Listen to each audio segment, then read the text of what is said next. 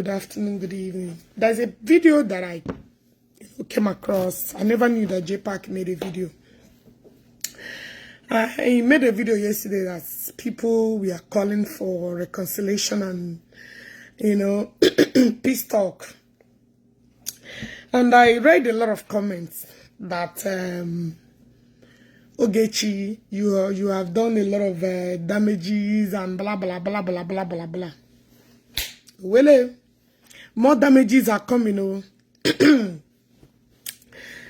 I don't give a fuck about the reconciliation. Just that I'm respecting people that love me. You know, she onyara when onyona nuri. You what I go? Ashara sure wola when onyana barayangri. You understand what I mean? Arushine ebu ebuta.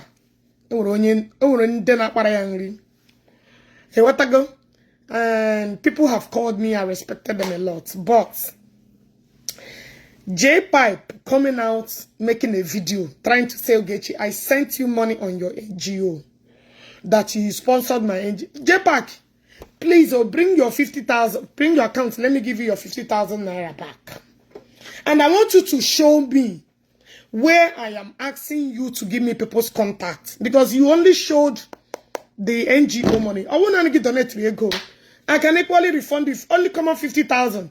Jpac can mention them at 1,500,000. You know, be talker. People they follow me. You know, be cap. They give 1,500,000, 2 million. You only gave 500,000. Sorry, you only gave 50,000, and you're talking. Please bring it. Oh. I don't sponsor, I don't equip people, you know, be talker. Please, bring your account, let me give you that 50,000 naira back. You only get 50,000 naira. Your money don't pass 50,000.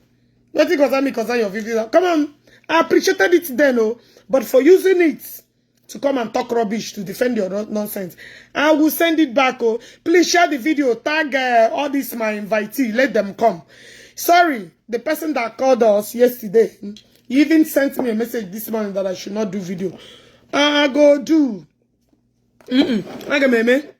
Because that's blatant liar. That bloody liar. You want to go? Cannot come and lie against me and you tell me not to do video. And he owe my father public apology. Nothing will change that. I only respect, thank God that I wasn't the one that defaulted yesterday. I respected everything. I put it into consideration. I even swallowed my pride. I offered I am idiot and I Bonnie lost son. That bleaching cream. That idiot. That lost son. That I know here. That idiot that was in an Nike. You want to go? I'll get you apologize to who? Who? He owe my father public apology. No capping. Even if President of Nigeria call me today, I still maintain my stand. Only that I respected the person for money. You want to go?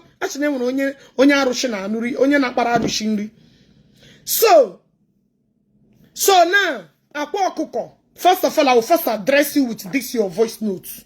Now let's go back and listen to what you said before I will proceed to the main program. Let's listen to you. I'm a cheap player in a sound in a Bluetooth.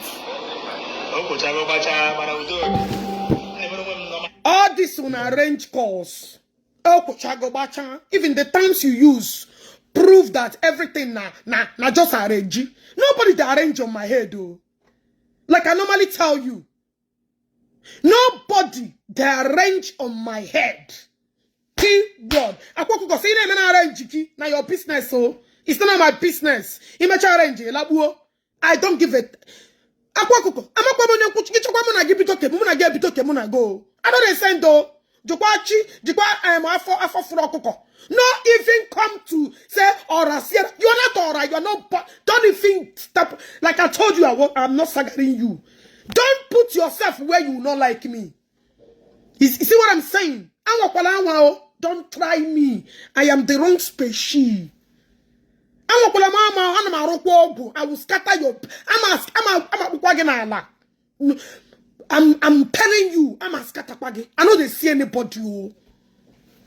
But I engage you. Respect your point. Make I no scatter you. Make I no carry your. And you see all these people when they comment. Have you seen me have much time? I'm going to go to work, do my thing, but I marry him, name. Akụ, my love, how are you?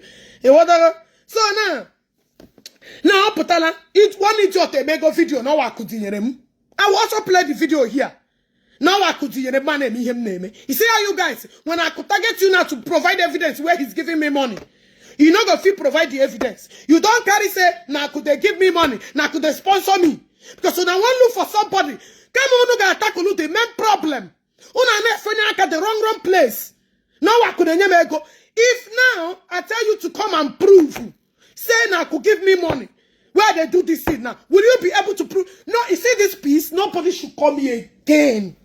I fuck you all, fuck peace. I don't give a fuck. F all of you. You want to go? So, you guys are forgetting to tackle the main issue. And then they're calling me Kemena. I don't see. I want anything to fucking lose. You don't get it. Mega video. No long today. They fire me. I get another job in a minute. In a second. Which I'm not violating any HIPAA law. And I read my terms. I read the condition. I read the regulation of the law. Before I start owning video. No fucking body. That is why whenever I'm attending to patients, because I don't want their voice. That is the only things that will implement. Nothing on earth will shut me up. If you like, go and call board of nursing. International information. Go there. Such I don't give a fuck. I do not fucking give a fuck. Let's see who will lose in this game. Now all this year, Akwa Ọkụkọ and all the rest. Fuck all of you. Fuck you. Turn the babu shabu in there. In a bishibu, in fish. Akwa Ọkụkọ, are you aura? Who the fuck are you? It you can be talking personal. It you can be your matter personal. Eh? And I'm in Akwa Jpac and I walk an Ike. Was I there? And I'm Jpac but I'm in a Jew Mashi Bobo. We are young people here with you. And I'm there when Jpac told me that only on a hotel we used to try one, you get with a condom and everything. Was I there? Was I fucking there? And I defend your rubbish Igbo brand. Stupid idiot. They call me. Mind you. I did not. If you say that, now we ain't a sure. Mind you, nobody. I know they see nobody. You cannot go and control it. Can you swear with that your abaranishi or Jpac economy?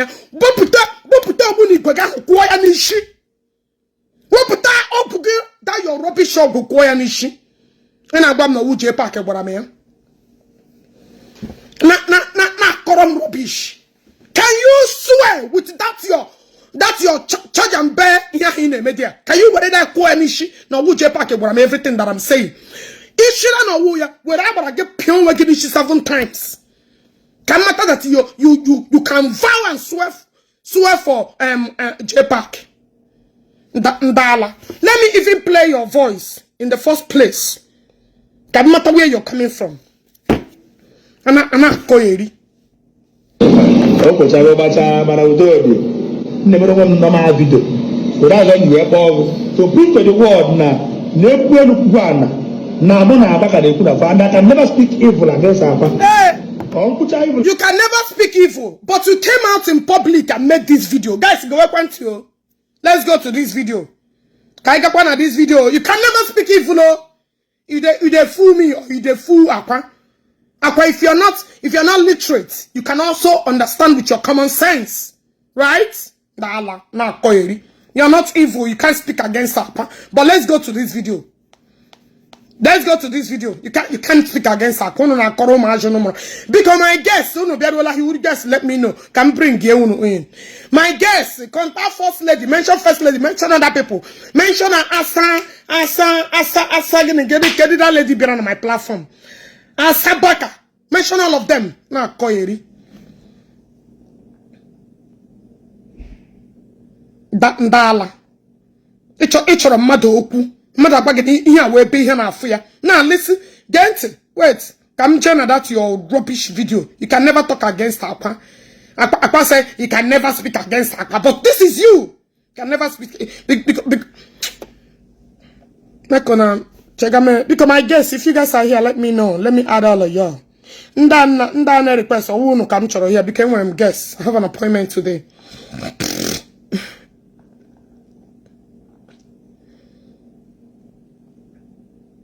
Ndala.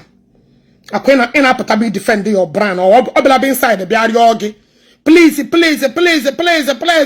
Akwa you the fuck up. Well, I don't understand. It's the level of your. I can see you're not learned. You're not learned. You're not really learned. You want to drag your shit into it. I know. Akwa. I know there will not be me get kololo bitter so. Not be me get hotel where Jpac say you the people where they come there. Or give ya there he change one you know what can you love. G anana had destiny ha. Na renew ogoge. Na koyeri. Who be the ora? Now you be the ora where you cook for me? Now you be the ora? Now you be the fucking ora? Dala. Come on, get the fuck out of here, son. No, even dare you to. I no send no fucking body. Not try amo. Come see the video. In a koyeri. January this year. Get it.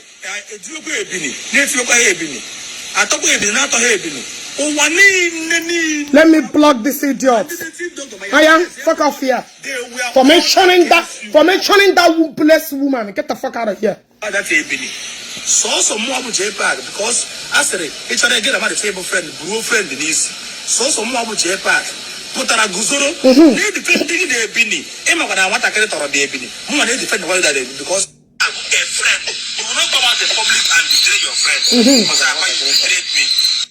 In Amia, Akwa Ọkụkọ, did you hear it? You know about Jibiame Fogi. Na publico, Netoro Ebili. Na, ni claim on Netoro Ebili, but Ebili was fake. Did you hear it? In Amia? So Akwa Ọkụkọ, I am highly disappointed at you that you will come and vow for somebody that you know that he can shika only a shiki he can.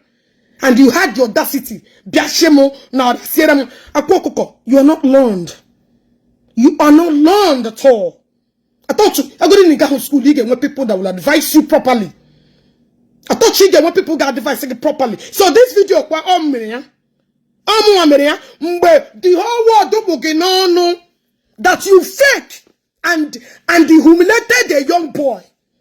That is the boy toro bully. This not toro bully. Jpac again I am no. Will fight see my security gi.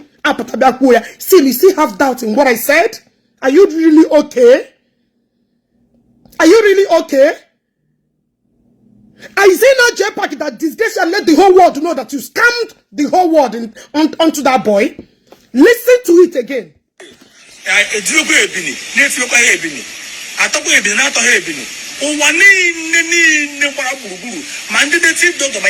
Everybody, they were all against you about that Ebini. So some more with Jpac because I said it's a get about the table friend, bro friend in this. So some more with Jpac. Put a guzoro, they defending the Ebini. Emma, when I want to get it or the Ebini. Mama, they defend what that because I'm a friend. And Emma, when the boy told the Ebini, yeah, secret to Oma. Anybody Amaro. Yeah, secret that you confided in him. Oma, that nobody knew. I told me, she can be the same again na social media. You know you fully well that Jpac told everything I said. Even the program I conducted yesterday, all his ex-girlfriend spoke about the you see how the temerity be question on my credibility. Let's listen to what you said. You want to go? Let's listen to what you said. Nobody get close on my nobody. What do you don't understand? Any threat, any of you that I mentioned your name, I will do more worse. Nobody should threaten me. If you're not, like I said, I made it clear. I made it clear that I'm not fighting these people and mentioning their names. I'm only sending a signal for the ones that will sign him and don't get close. You should be mindful of what they do with this guy. Did I insult you? I only stated exactly what this guy told me. And you want to come and tell me that you're phoning a shiru wine, now wine. Why would you use that wine? Akwekam wine. Give one. Why would you use such thing? Oh, wine. As in Denny, I won't want Jpac on a shiakare bebem. Ana koyeri. Na koyeri. Wine and so fucking what? So I wouldn't want that makes me I will not say the truth. I wouldn't want that makes me that everything I'm saying should not be considered, should not put into consideration. What an insult. Do I give a fuck? Do I fucking care? Na koyeri. And I can never speak evil against our Story. Uncle evil against our always in me here to my dear. Mara be call here. Because when we just sit there, me to ato the Kazoku. Now sit there, me to ato the car, money have pure lie. When we are going to discuss the way we didn't know, Namo Sekampam, where you. Then there was a decent mother, where they messing car, where you. Where now they will job at a mother, then lies upon lies. Lies upon lies. So,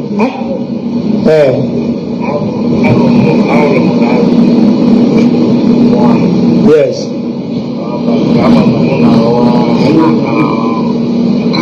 In a year, I don't get highest 3 or 4 times. In a year, I don't get 3 or 4 times. You that was dragging Akwa to go and speak to Akwa, that Akwa want to have Akwa contact by all means. You that was busy calling me Mpikonoge. Na kekage she connect Akwa with Akwa na Akwa na contact Akwa by all means. No one na help go the Christianity shalahin asheho. You that always frustrated how to communicate with every minute in on a phone occasion get 2 or 3 times a day. I don't know why this guy find derive joy in lying. I had to reach out to Akwa. Okay, not the Kishade mama. No hell fucking no. You that is always calling fucking how to connect Akwa and Akwa. Akwa na gbara onwe ya ọsọ. Na gbara onwe ya ọsọ dịka tuda amechi. Kena big koiri. Iwu onye ara o. You are not. You are fucking not. Gena kopola 2 days. Gena kopola 3 times a year. Are you kidding me? Are you really seriously kidding me? Ena koronya amụrụ ọhụrụ. Dala. Awe kpagide nke anụmanụ dibịa. Akwa goro ọdụ kwuo eziokwu ana m eme video. Akwa ebolugoro m ọgwụ n'ụwa. Akwa were ane gị ka ezi akwa kapụta ya bịa kwuo. Otu gị arrange call. Because do you think we didn't go to school? Do you think we did not face the four corners of university? Do you think that your brain are not nurtured? Or do you think that everybody not on social media are daft? I don't know what you think. I don't know what you think, honestly speaking. You want to go? I don't really know what you think. Or you think, look at how you lied. Even your ex-convict program the other day was all lies. Lies upon lies. And you think the people you're trying to talk to, you know, I'm seeing a lot of comments here and I don't want comments to distract me. Some people say, Ogechi, are you on tramadol? Do you have mental problems? Guys, Facebook could disregard any report on this video. We are only creating awareness. We are not going against Facebook policy. You guys should stop reporting my videos. You guys should leave my video alone. Guys, please share and love. Share and click and love. Please share, click and love. All of you that are reporting my video should stay away from it. I don't report video, no. Well, I don't report your videos. I don't even attempt to watch all of you. Why are you guys reporting my video? Why are you guys here? Facebook disregard any report. Please, one of my admin should tell Facebook that we are only creating awareness.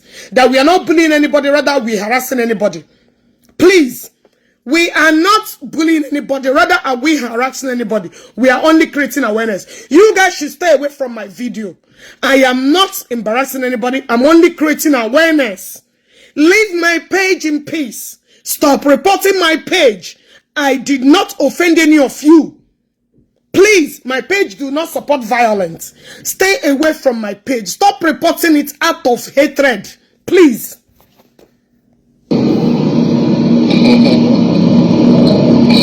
Yeah, but no, we never had on.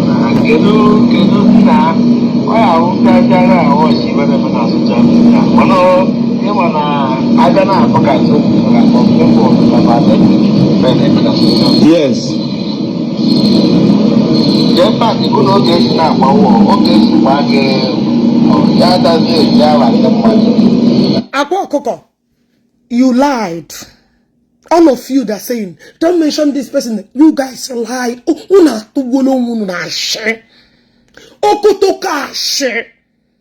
You cannot tell me how to retaliate. You got one with me. Lie. It all ashe. It all ashe ya. Mgbe Jpac na agbamu war. And when you basara my father. And when you basara my family. When you basara my mother puturu n'ime ya. And when you basara my dad. And when you basara anything that has to do with my family. No. Jpac started around those corners. Ama Akwa Ọkụkọ na Jpac alone, right? Do not do this. Unu na koyin, unu kocho na alapu. Unu sotocho, unu alapu gakuru mmiri nwụọ. Mgbe Jpac pụtara na-achọ Ogechi emezila hookup, emezila machi nke anyị na-edisive ụmụ banyị na-eme nka Ogechi na-agbata ụmụ nwoke banyị gbaa ya ọtọ. Akwa m ka o kwesịrị face. Akwa m nwako ka ihe my father nwụrụ na COVID ka ihe o mere ya. Jpac abaa na my mother, baa na ụmụnne m, baa na the information of my family. Okay, what have any of my siblings online? Even nobody don't know that they are my siblings. Somebody agbazie that she not do this. Are you okay? I will drag any draggable. Drag any draggable. Drag any draggable. When I said drag, are you okay? Giga bamem gwagam jalog. Giga bamem gwagam jalog. So because of all dragam mama dragam paya. Because of all dragam mama dragam, you must be mad. You onyara. You onyara. Onye gwagina na chogumma. Onye gwagina na chogumma. In the first place, 50,000 Jpac donated on my NGO. What have that got to do with the war? The things, what have that got to do with the war? Oh, so when I'm not going to see those ones, now my own, I'm going to see. You guys are just dreaming. Oh, just now, channel like this, now, can then $1 who can then we dear, she know we dear and moonishi. A shokum, na queen. You will I would drag around Mande Brandia, Mandone represented, Manta, Mimo, everything that side. Everything must come into the surface. You want to go? So, add Popalamu material, Undengapo, Mandegama Gapo. Stop reporting my page. Leave my live program alone. I am not harassing anyone. I am not bullying anyone. I'm only creating awareness. That is it. Leave my live video in peace. Stop reporting my live video. You want to go? Ubasi, ude wena compassion. Una belly dictate him. Oh, whatever. Oh, ejilebe. Ejiliogo. Ejila weapon. Oh, jili scissors. Oh, ejila slippers. Oh, whatever crayfish. You guys must be dreaming. You guys must be dreaming. It's me here. Got bomb side in Ghana. Bapa. No side there. Get here me here. Come on. I get you with that. Come on. The first evidence. Who Jpac. All of you that asking any day who provide their Jpac. By then, the evidence you are asking is completed. My first evidence between here Jpac. Una using evidence. Because I cannot present anything to all of you. Mpuola, it will me accept. Mepu, it will happy. Until una Jpac, gameya exam from Ike. By then I need to from that place dig my evidence. Check my evidence. When I'm dragging into this, you believe what I'm saying is not. I met a one doctor again, and my best for that one. That one cool down. I should not acquire doctor again. My brother, I'm coming for you. I can see you have set out. And all of them believe something. You see, not all the fighter. I choose my fight. As I can see, you believe that you are the second VDM, no, but I will drag you. I got my dog game. Keep pattern of this saga. You know this kokoyo. I want you to come near. You want to go? I will choose you. And I will get Dr. Ezekiel. And I will get Dr. Ezekiel. And Mommy Hannah. I will fucking draw your blockers into this saga. You want to go? You have insulted me. Your 3 videos. And I downloaded them and kept it for you. So when I come for you, I fight to go. This is what I said. No explanation in my saga. Because now you first they drag me. In my first video, my second, my 3. Ashi, Ogu after Toya is the end of Ogu. Now you drag me, because I did not mention your name. I did not call you. I don't know what you're doing. You want to be represented as a doctor. You doctor. Please, I my guest. First lady, Bella, request. Okay, come add you before then. Let me bring some. Ignore. You want to come and be like a VDM, no, but I'm a dab. I'm okay. I go drag you. Talk more. Cool down. I go drag you. And a big call in here, but you go tell me how to fight him. Oh no, she like you. Idiot. If I want him to come in for you, man, you could that now enjoy him in Canada.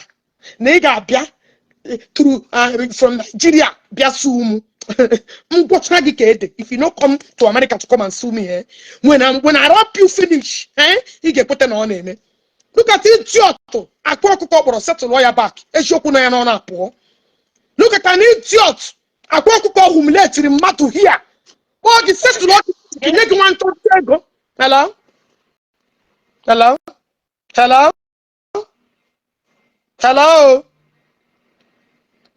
Hello? Oh, my network got them my gap or because. Idiot, in Abasaga, I began to marry you. Now, my own Habasaki. Idiot to put on it, even when you come and abuse. You're no longer signing, you're no longer going to court. And yet you want some more money. Got an alcohol, and you don't go like you. And you don't idiot cannot uphold truth. You're not dragging that case. Thunder, may thunder fire you there. In a payment, it would Dr. Gabriel. It would Dr. Amacham, okay, would Dr. Chineke Wakwa. Don't worry. You get put on it. Chineke Wakwa.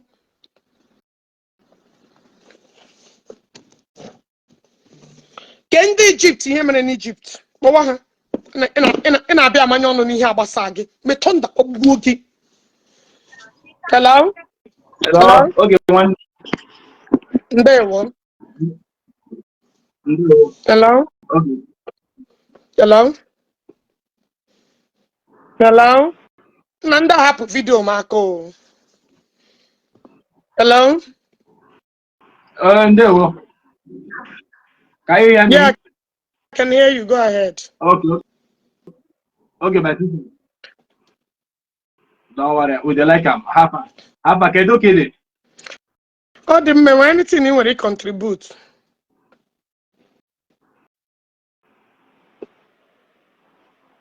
Hello? No, not me anymore. In my hand, yes, in my hand, see, I'm a Jpac. I've been following Jpac all this while. Yeah. Can you hear me? I've been following Jpac for a long time. And I've been seeing the way all the shots drag people online. Concerning Akwa Ọkụkọ Jpac, actually drag Akwa But when problem with that, but after the channel, arrest. What you drag Akwa Russia, I go near motor. Never drag yeah. Online. You Yeah. understand? That was why Akwa Russia and car to close his mouth. So to be frank with you, Jpac can say anything against Papa.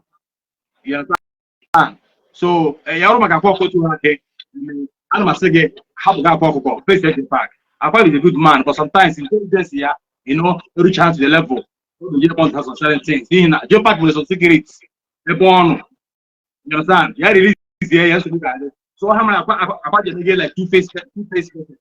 So I will just advise you how face Jpac. Okay. Ibu channel. Yes. Okay, thank you. All right. Oh, your contribution. Okay, sir. Thank you. All right. Thank you. Bye. Okay. Bye.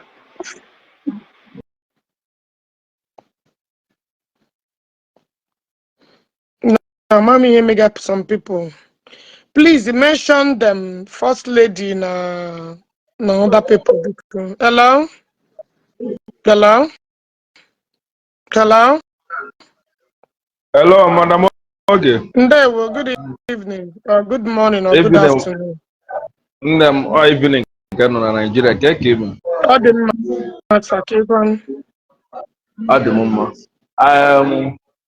Ana m asị gị ọ bụrụ na ọ maka na iji ego ọ bụrụ na ijila ego m ka arịsịkwa ka m sendịkwara gị ego ka ihe na-agwa Jpac ka egosie ya ike because that guy na ọkpọnye a na-eri eri ịghọta need refit that fuck up that guy and ịpụrụ ihe ọbịa mewezie na ọ mago kịta na anụ ọkpọta akwa na ndị mmadụ ga na-asị ka ihe akwa bụtakwada bụ ma ịma na akwa bụ biznes onye abịa eme odiwe chọrọ ịkọnekt gị na akwa ka ọ dịka gị na akwa na-enwe problem biko ọ bụrụ na m ga-ayọnwu gị I see you as my senior sister ọ bụrụ na m ga-ayọnwu gị wepụrụ m afọ akwa n'akụkụ pọtọmkwa maka ihe o ji akwa wee kwuo na bụ eziokwu pọtọ ndị agaghị na-eri eri so but wepụgodo afọ akwa ka anyị chọọ this guy tụtee ya aka that guy don mess up too much ọ bụrụ na a ga-akpọ Asabaka na ndị otu ya niile ndị anyị na-akwuru okwu yesterday ha bata let them come online we need them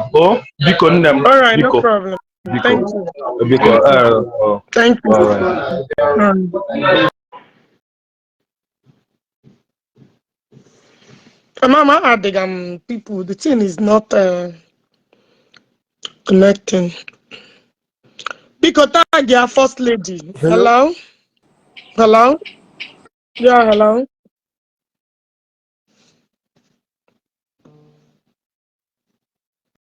Tag your because I'm gonna have an appointment.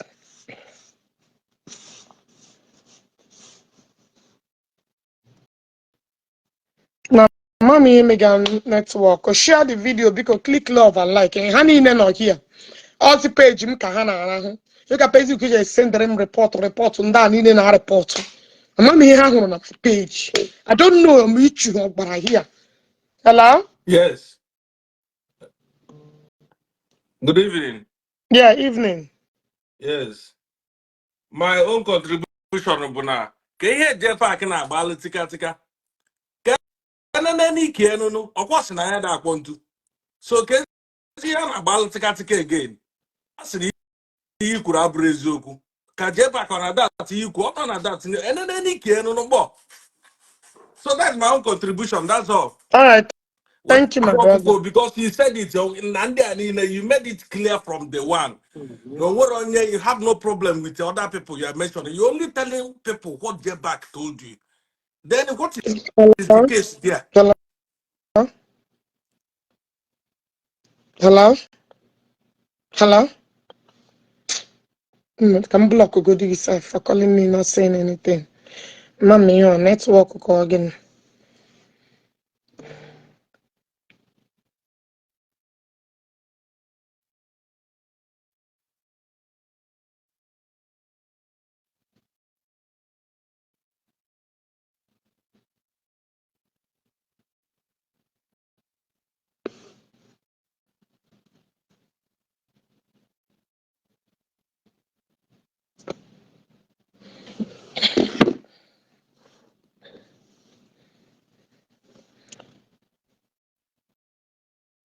Mama me here network again. I don't understand. Okay. Take and bug it back. Sorry. Sorry. Hello? Hello? Hello? Yeah, about Anna no num kasa. Ah, no, give them message for the offer open my block. Go. Okay. Okay, I will feel charge about them down. About them down one and I get Mm. so that's one of the people believe that Jpac 80% or 95% na Jpac really na ani. Mana ụmụ ofi nchọ ka nna na-akpa ha ma bebi ọkụ ma ndị ọzọ ka ha mata. Enwere m such friends. Ọnwa ndị na-abụ na-ekwuru ihe niile a na-ekwu akwụkwọ na o mere eziokwu o. Onwe ndị na-ahụ ha bịa na akụkụ mmadụ. Zoto ka a na-anata gị fefọ ewere ndị ga na ha dị na mma na-asụ asị na-akwa asịrị na-akụ gị. It doesn't mean na ekwu na-ekwu kịta na o si na esi ekwu wee mee. It doesn't mean na ekwu na ọkụkọ mere nke a mee nke a na o mere eziokwu peti. Ya ga na Jpac ikwu eziokwu ka ikwuru ya. Eziokwu ka ikwuru ya ụdị ishu. So I don't believe in no better. No Korea no mean and that's me but no actually go for nothing. And the Jpac no Korea. I'm no I get put on Facebook to lend I know him. So kanda hana refu ya na obiga eme na ndo ha ma nka nka ndu I'm many people now. Most of them do most of them don't because for skill boy potency, more than only an because most of the things that you can make they know it. So can that arena fear no na and ebo ebo. Iya kana onya we head to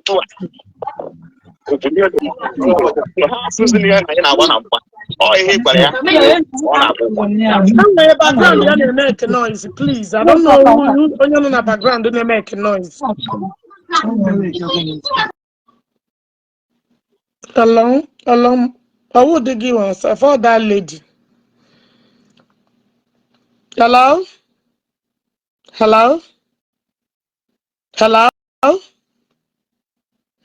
I'm not mega network. A lot of people know that for me to bring them, but I don't know whether it's from our report and a report issue.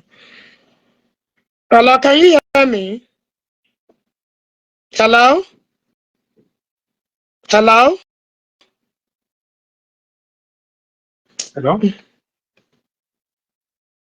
Can you hear me?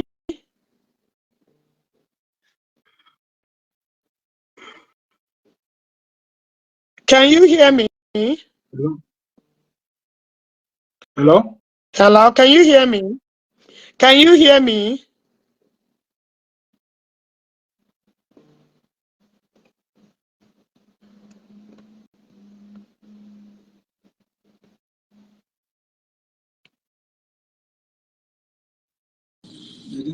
Hello?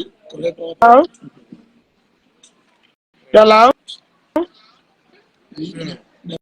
Hello?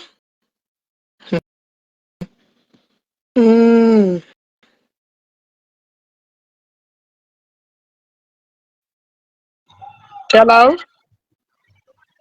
Hello? Yeah. Hello?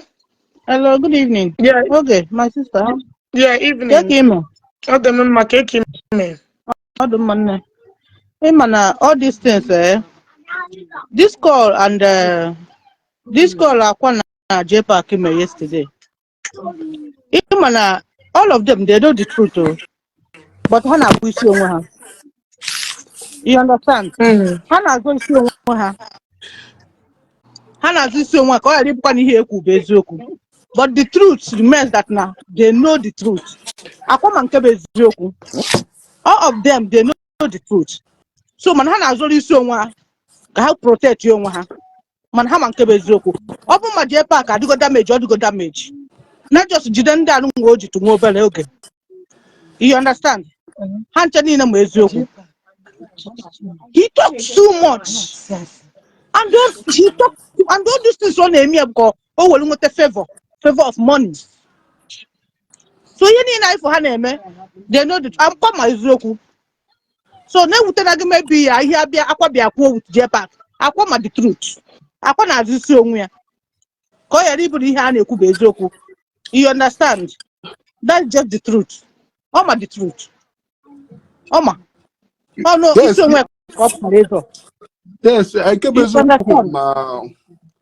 na ihe na Aunty Ogechi na-ekwu bụ eziokwu.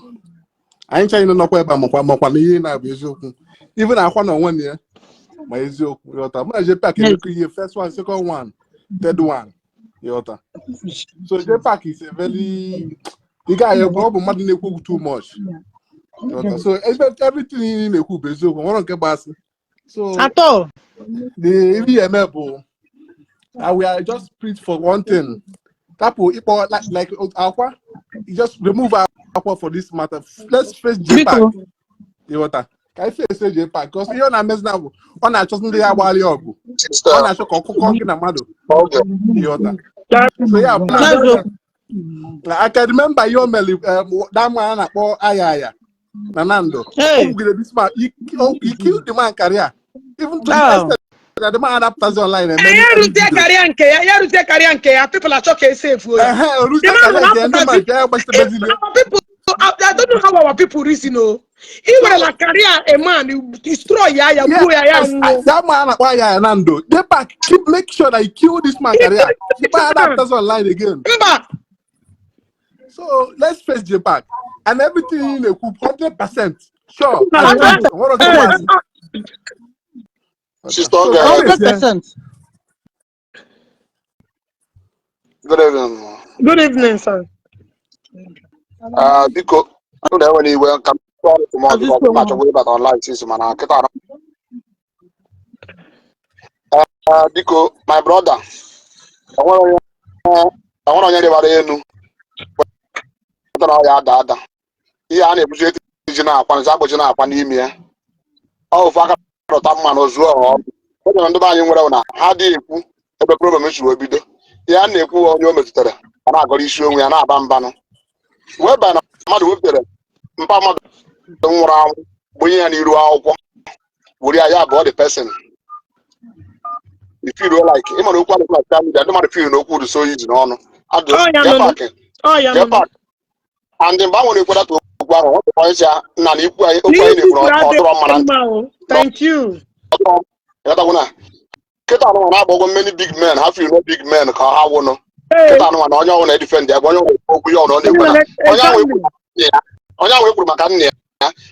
that person say biko nyabagara this in the mere Jpac this person say biko ya listen no onye nke ya na o defend the person.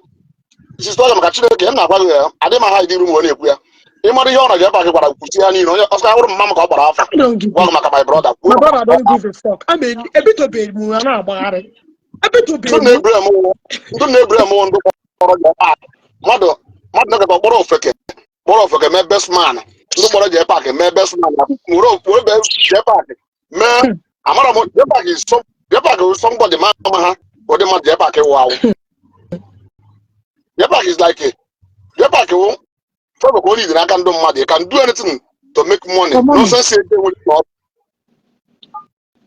Jpac give us the Farambaka no Farambaka won't Farambaka win about Africa. Man on Madako, a man on Pamadako, a man on one Madako, a man on Namadako. You talk about Ayaya, you talk about this guy na Kenya. Just you mention many people. Okay, Chikarana and go back and above 500,000 there. You're people. That girl, the guy did that too much on social media. But not because of about 500,000 naira. No sense money which is not the jail with the government. Then I hear because of ego. Okay, me saying he didn't know the case since I'm out to call. He just want to get a car. They can't go to social media. Oh, about 100,000 naira. Over about 100,000 naira. Go there over the beacon. But Ogechi Okeke Njaka, could you just imagine? And then I people get a people.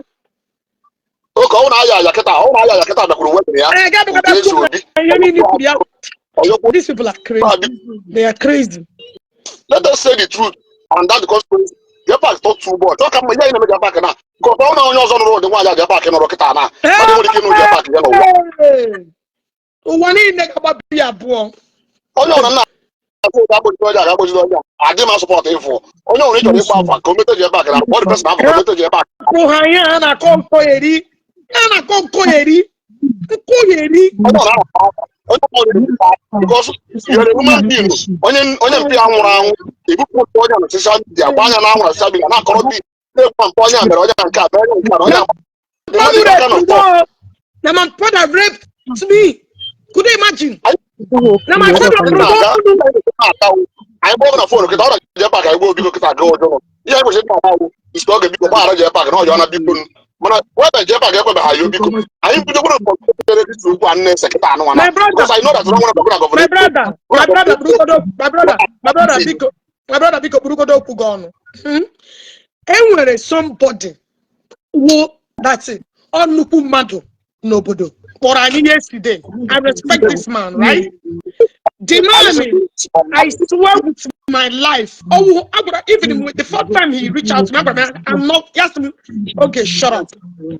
Okay, shut up. You know, I respected him because somebody that I have so much respect for. Hey, what I got? Now, in a line. Nobody should record him, which I respected. I personally, I did not record him. Yawuru as anything. But I'm not Jpac and I want you record. Hey, what I got? Now, this man yesterday. The man asked, okay, let's start from you. I want you to apologize to Jpac. Man, just the person. Why must I be? While I'm the one crying, he asked him that I should not question him on Okuru. I'm a Russia because in Igbo land, I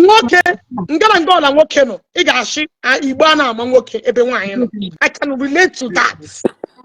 So what I did, I didn't want to go further. I said, okay, I am sorry. Yes, but I'm sorry. My brother, my sister, you know, make a noise. I don't mean I because hello? Auntie, okay. Hello, Auntie, okay.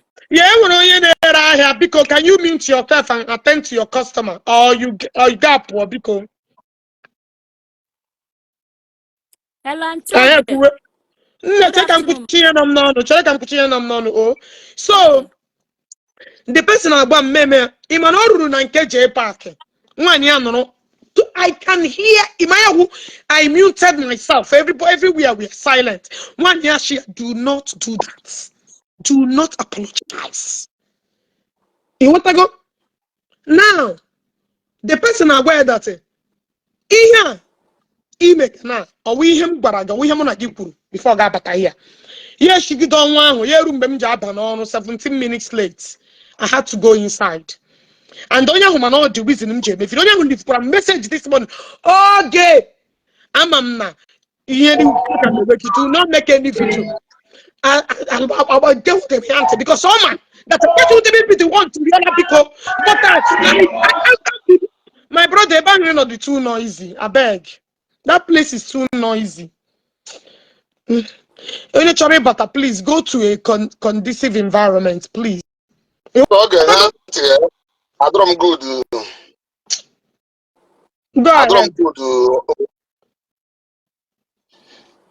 I don't good na ụmụdozi mana dey a day mgbe ndị anọ conference call gọvanọ Ejiokwu ọ na-akpọ na phone ịbata online. Ọ na-abịa ekwu he's a mad dog. I'm so surprised. Now one man nwa abatakwuru bịa na-akọkwuru obi ishi man ya ndị otu Jpac. It's an organized program. If you want to make a peace, you can allow the stranger can you make the peace, everything. And I'm sorry to say this, when Jpac I didn't help this matter. Oh no, help all this matter. Oh no, when Jpac oh one you be a care. You live in the chat going to bank as wine and wine. Oh you what can you do for here and make it a earlier stage I get a man mano because Jpac achieve career and the career end. And if you can look at Jpac, if I Jpac about every day, you on make it a second I got on where Mama so when you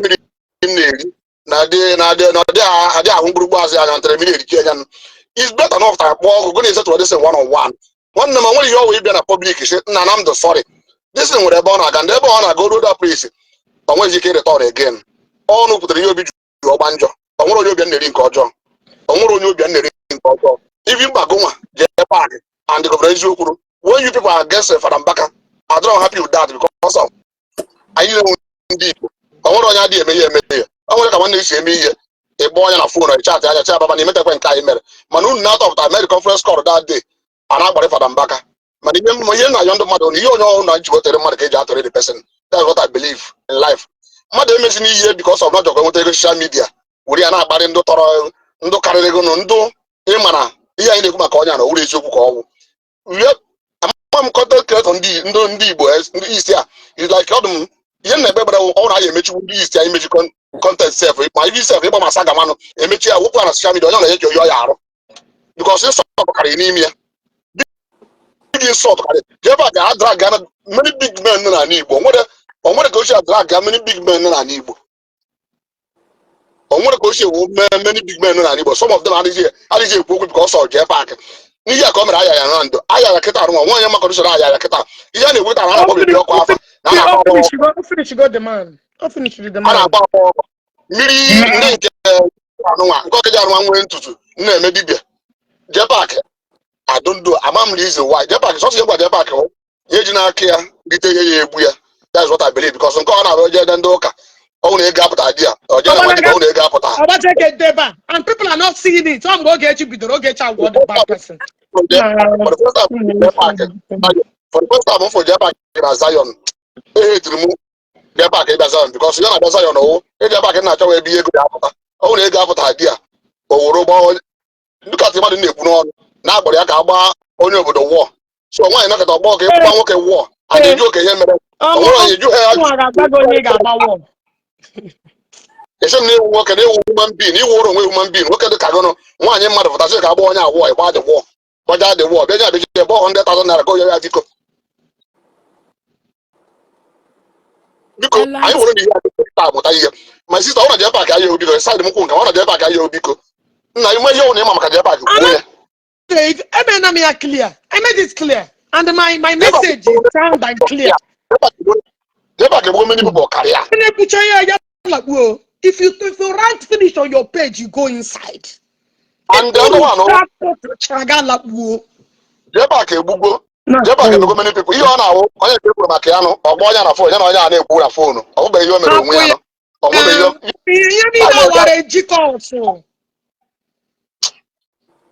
my dear. Match I beg. Because I am mad at him. I will make you just one or two things before my for network at the channel. My brother, good evening. Okay, good evening. Why in Chicago? Anyway, boss, I'm sorry to say so. I'm na chop piece. One made the thing escalate anyway, you know. I don't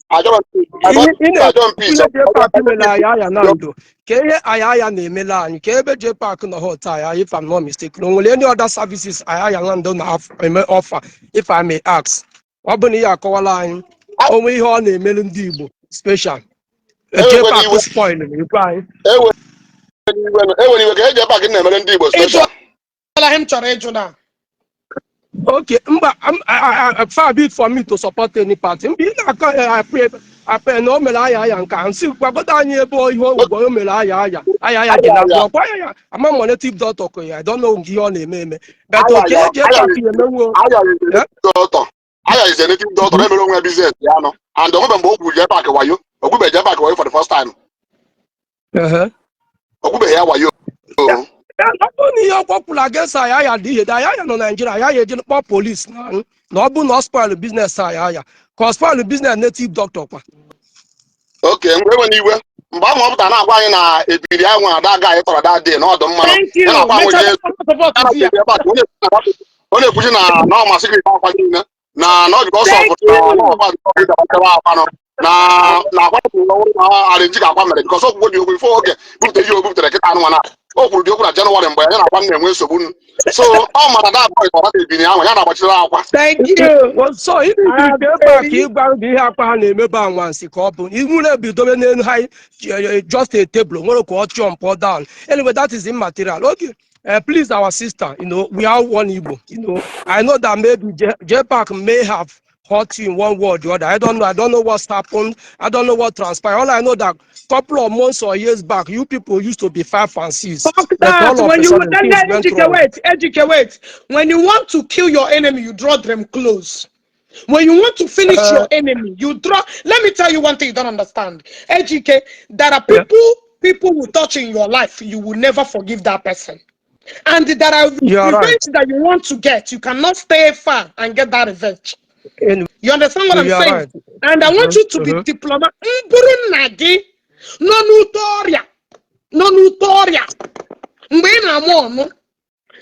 know how to relate to you and get my revenge. I cool down until you come close to me.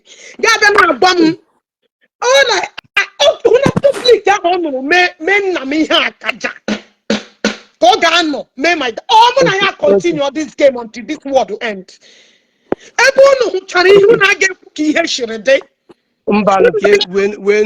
That's it. And there was a time when I had a phone that will contradict me. Okay. Okay. Now, I share some intimacy, some secrets that will damage me. Although this thing, don't believe Robia, that why no, he has already killed me. By saying that my father raped me, by saying that my father promono, by saying all manner of damage. No, you went too far. He went too far. No, wait.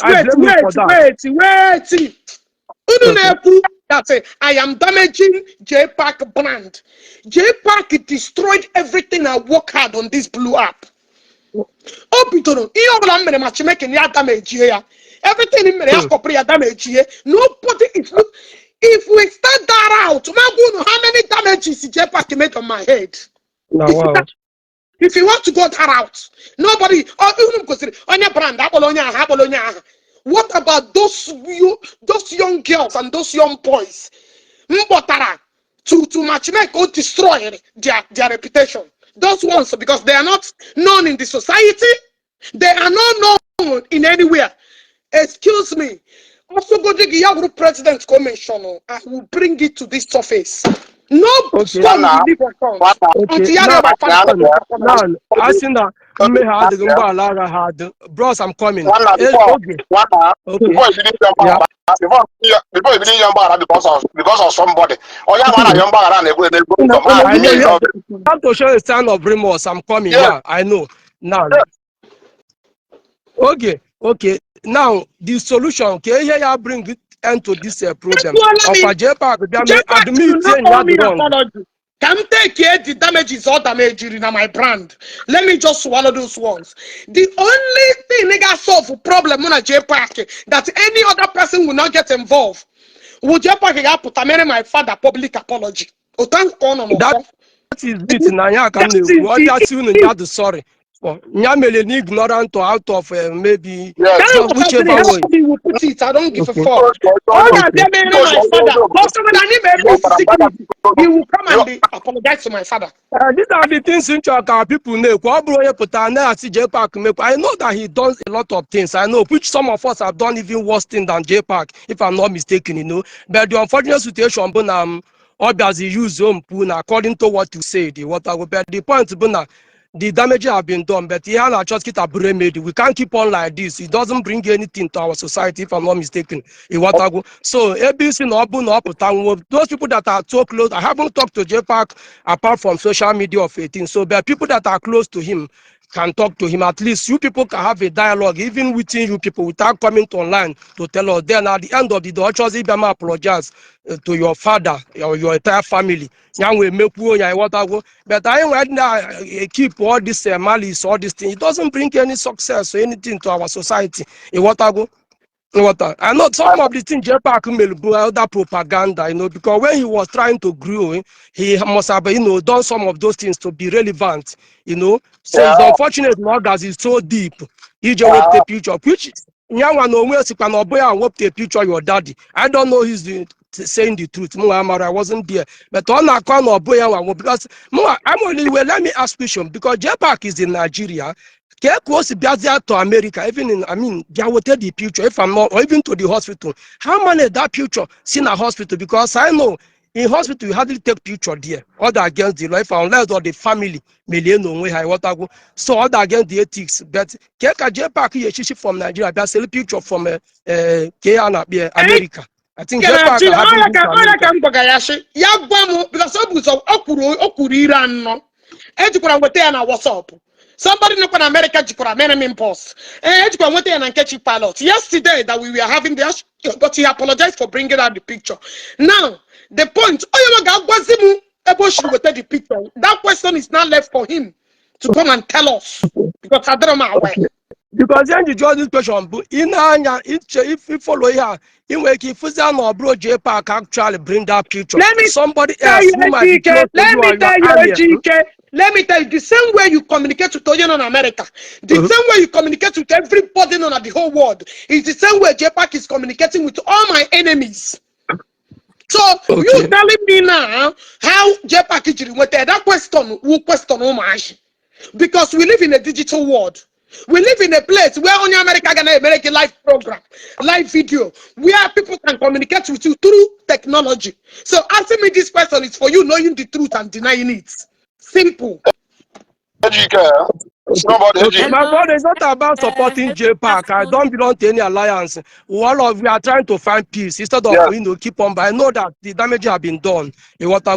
So now, okay, it's unfortunate that this thing be against you now, and now even some Jpac partners are now opposing half. If I may ask, does it mean that Jpac literally tell you every details about all the people have done one business or the other? Now listen to me, Jpac. Sorry, I'm Ejike. Jpac is somebody I need a favor from you. I will tell you, I'm a baggy character. Like now, I can also tell you how you behave. Jpac is somebody I need something from you. Ya koroge story. Wow. That's psychophants now. However you want to qualify it. Hello. He's somebody who I'm doing that program. I'm coming. Business. How much is this money? 10 million naira, which is nothing. And he agreed to pay me 12 million naira out of him. It's also time. So to think he will get that favor to lie and tell me the things I should not know.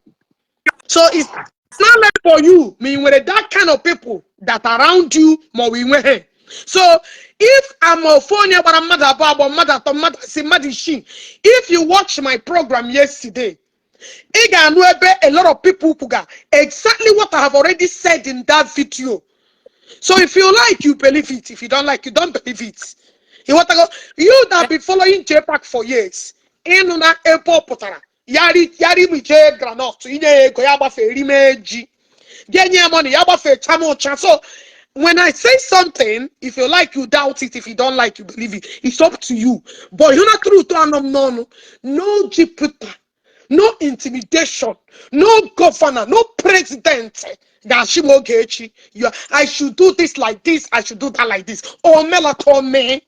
Okay, now I give you right. You're actually right in what you said. Now let's assume that Jpac told you all those things. Now, but only consider that some of those entities or individuals at Jpac can appoint.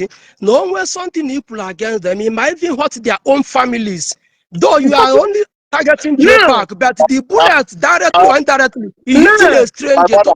Listen, you are worried about those people, but you're not worried about my dad is shameless on social media.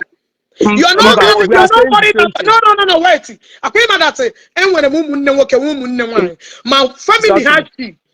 My family has she one haloralo. My own Jibunda Betim Loromalo, Mumunne Jimundeke. He believe who now the thing made their father-in-law can demoralize and destroy them. You don't believe that? Right. You are right, actually. You are right. It may affect people that has nothing to do with this. That they did not come out and defend my dad. Even with the platform, I'm fighting anyhow I want to. Now, when I just Israelites, look at Afghanistan. Did they spare that children not there?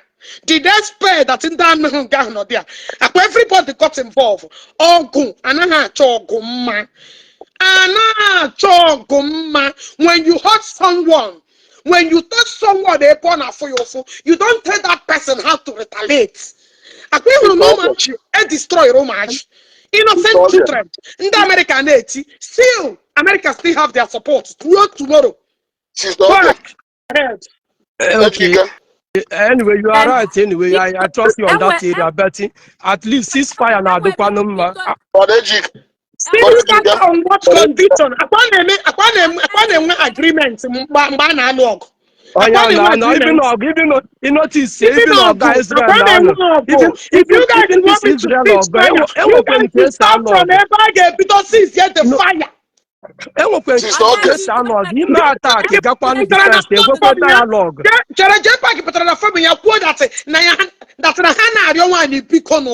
Do you know that? Okay, you are right. I believe that some entities now support here in such a way, Betty. They are not like, I'm sorry. They're supporting him. You don't get it? I'm sorry, we have solved all those things. I'm sorry. Until you guys will start telling all of your guys the truth, and that is how the problem will be solved. Biko na ntị ọnwere chọrọ ikwu ndị ọzọ paakị moto ofu ebe ọ na-ekwu okwu a ịma na ọ nwere okwu ikwuru ebe a kịta isi na many people Ogechi na-agba afa na ọ ya emetụta family ha nọ ọkwa ihe ikwuru ya na okay let's talk about ọ na-emetụta family ha nọ before Igbo ọgụ chiburu ụzọ gbuo okwu ọnụ Jpac have damaged some people if you say na Reverend Father Ejike Mbaka with somebody nne gị ya na-ekwu n'ọnụ ekwuru m okwu for the first time mgbe Ogechi wute gọvanọ eziokwu na Jpac mere video against Father Mbaka na platform ka na ome the video meje the video kwuo a lot of things akwụ n'ọnụ. What I believe in life na evil the men do live after them even say nke na beji n'iru direct. I'm not supporting anybody but what I'm supporting now she from Asaba double Jpac na Lagos because of you kwuru n'ọnụ ọ ma na unu ama na ndị nwere family abi akwụrụ na Tugo na Okija ndị nwere family. I'm not supporting any native daughter anybody of God ọwụ na mere aji ihe na supporting anybody. So all those things anyị na-eme let us I got to church and let Jpac come out. Let Jpac start the Ogechi direct. Ogechi sort all this out. They can do those things in boss before Hadazago. Yeah. That's why I'm just Jpac. I'm sorry we settle all these things. You have na guy. Oh no,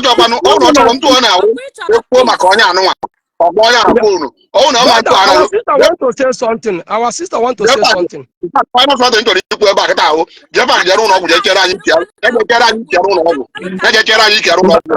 to that chapter. Have go to job chapter. Can't put him to relevant. What I go? Have good job that chapter. Yeah, sister. Yeah. Okay, let me end it. Peace between Jpac and Chenu because I'm there because I'm Gaza call. I don't support them.